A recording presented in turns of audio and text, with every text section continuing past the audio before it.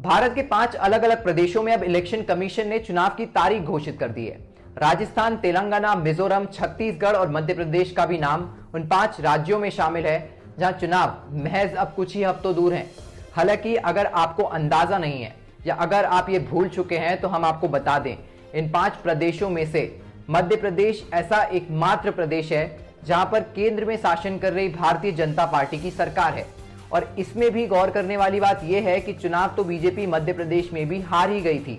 हालांकि 2019 में मध्य प्रदेश में कांग्रेस की सरकार बनने के बाद और कमलनाथ के मुख्यमंत्री पद संभालने के सिर्फ 18 महीने बाद कांग्रेस के एक बहुत ही जाने माने नेता ज्योतिरादित्य सिंधिया ने कुछ ऐसा किया जिसने न कि सिर्फ कांग्रेस की सरकार मध्य प्रदेश से गिरा दी बल्कि बीजेपी की एक बार फिर सत्ता में वापसी करवा दी। जी हाँ, दरअसल अगर आपको नहीं पता है तो हम आपको बता दें, ज्योतिरादित्य सिंधिया ने कांग्रेस में अपने पक्ष के 19 विधायकों के साथ बागी रूप अपना लिया और इसके बाद बीजेपी ज्वाइन कर ली। इसका नतीजा ये हुआ कि मध्य प्रदेश में कांग्रेस की सरकार गिर गई और प्रदेश में एक बार फिर बाय इलेक्शंस करवाए गए, जिसके बाद बीजेपी फिर से सत्ता में आ गई और मामा जी यानी कि शिवराज सिंह चौहान ने मुख्यमंत्री पद की शपथ लेकर मध्य प्रदेश की कमान फिर से एक बार थाम ली। आज द फ्री प्रेस जर्नल की इस खास रिपोर्ट में हम आपको बताएंगे कि क्या आखिर जो 19 कांग्रेसी विधायक ज्योतिरादित्य सिंधिया के साथ बीजेपी में शामिल हुए थे, उनको बीजेपी ने इस बार होने वाले चुनावों में टिकट दी है या इनका पत्ता काट दिया गया है।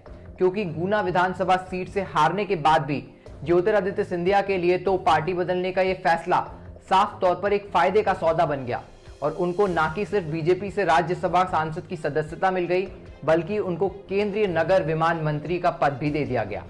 हालांकि आपके लिए यह जानना भी जरूरी है कि कांग्रेस के कुल 22 विधायक इस दौरान बीजेपी में शामिल हुए थे, पर इनमें से हरदीप सिंह डांग, ऐदल सिंह कंसाना और बिसाहू लाल सिंह ज्योतिरादित्य के पक्ष के विधायक नहीं माने जाते हैं। और इनमें से बिसाहू लाल सिंह को अनूपपुर विधानसभा क्षेत्र से बीजेपी इस बार टिकट दे चुकी है। इसके अलावा ज्योतिरादित्य के खेने से आए 19 में से 7 विधायकों को बीजेपी से टिकट इस बार मिल चुकी है।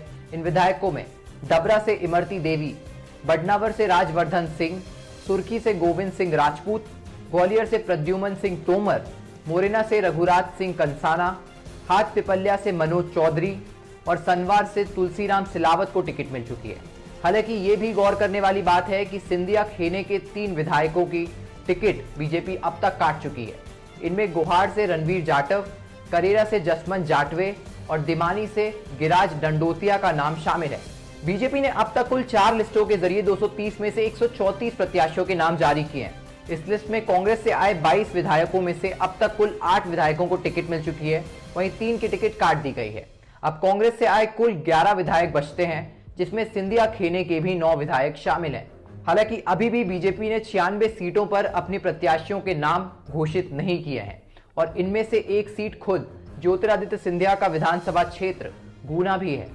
अब ये देखने वाली बात होगी कि क्या बीजेपी ज्योतिरादित्य सिंधिया को भी मध्य प्रदेश की इस चुनावी जंग में उतारेगी और अगर हाँ तो शिवराज सिंह चौहान, ज्योतिरादित्य सिंधिया, प्रहलाद पटेल, कैलाश विजयवर्गीय, नरेंद्र सिंह तोमर जैसे इन तमाम बड़े नामों के बीच मुख्यमंत्री पद का प्रबल दावेदार कौन होगा। खैर, देखने वाली बात तो ये भी है कि कांग्रेस से आए इन बचे हुए 11 प्रत्याशियों में से बीजेपी कितनों की टिकट काटेगी। जो भी होगा हम आप तक लेकर आएंगे सबसे पहले। इस खास रिपोर्ट से फिलहाल बस इतना ही। मैं Harsh Trivedi, the Free Press Journal से फिर मिलूंगा आपसे ऐसे ही किसी कवरेज के साथ। तब तक आप अपना ध्यान रखिए और सुरक्षित रहिए। जय हिंद।